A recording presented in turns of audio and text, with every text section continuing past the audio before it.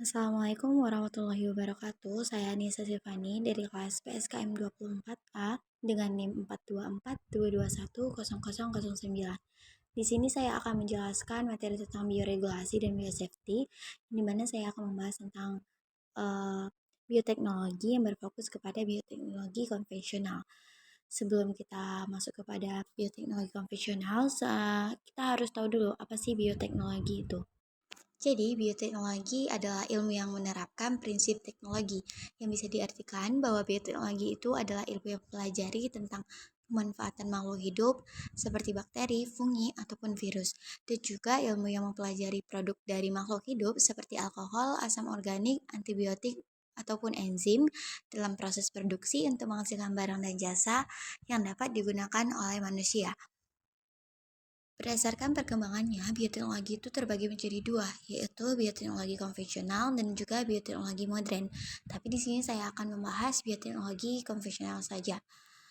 Oke, langsung saja. Di sini ada pengertian bioteknologi konvensional. Bioteknologi konvensional adalah bioteknologi yang memanfaatkan langsung mikroorganisme seperti bakteri dan jamur untuk menghasilkan produk barang dan jasa yang bermanfaat bagi manusia.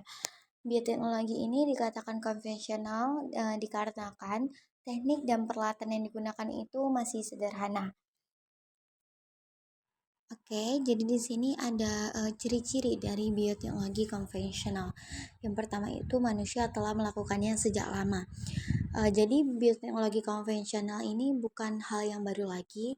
Manusia itu memanfaatkan proses alami dengan menggunakan namanya organisme untuk menghasilkan produk yang bermanfaat.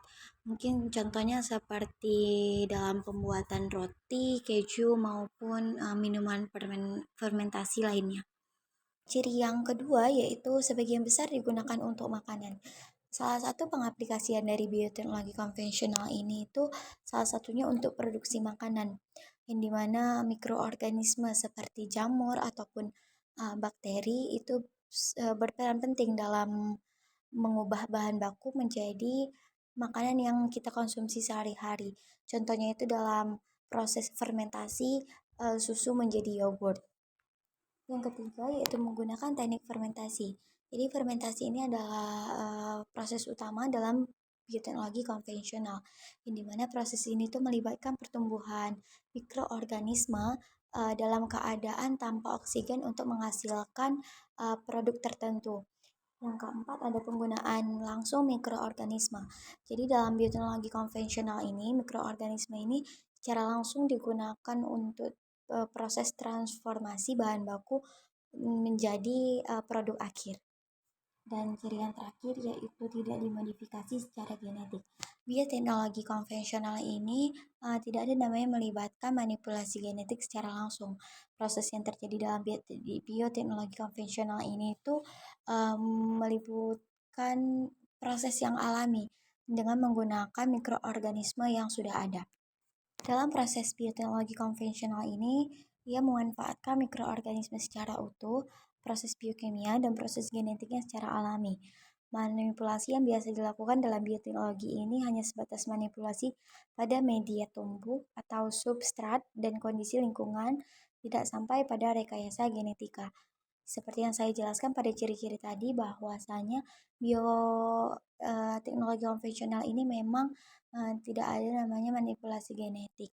Ia hanya menggunakan proses alami dengan menggunakan mikroorganisme yang ada. Selanjutnya ini ada aplikasi bioteknologi konvensional. Jadi bioteknologi konvensional ini itu dimanfaatkan dalam beberapa bidang. Yang pertama itu ada di bidang pangan, terus ada juga di bidang pertanian, bidang industri, bidang pengobatan, dan juga ada dimanfaatkan dalam bidang peternakan. Oke, selanjutnya di sini saya akan menjelaskan salah satu contoh penerapan bioteknologi konvensional di bidang pangan, yaitu dalam pembuatan yogurt. Yogurt ini adalah minuman hasil fermentasi susu yang menggunakan bakteri asam laktat. Jadi bakterinya itu adalah Streptococcus thermophilus dan juga Lactobacillus bulgaricus. Bakteri-bakteri ini itu mengubah laktosa pada susu menjadi asam laktat dengan adanya bantuan dari enzim laktase. Kemudian efek lain dari proses fermentasi ini ialah pecahnya protein daripada susu dan membuat susu itu menjadi kental. Dan untuk hasil akhir dari fermentasi ini ialah susu menjadi asam dan juga kental. Oke, mungkin segini aja video dari saya tentang bioregulasi dan biosafety, yaitu tentang bioteknologi konvensional. Mungkin jika ada kekurangan, saya mohon maaf. Saya Nisa Silvani. Assalamualaikum warahmatullahi wabarakatuh.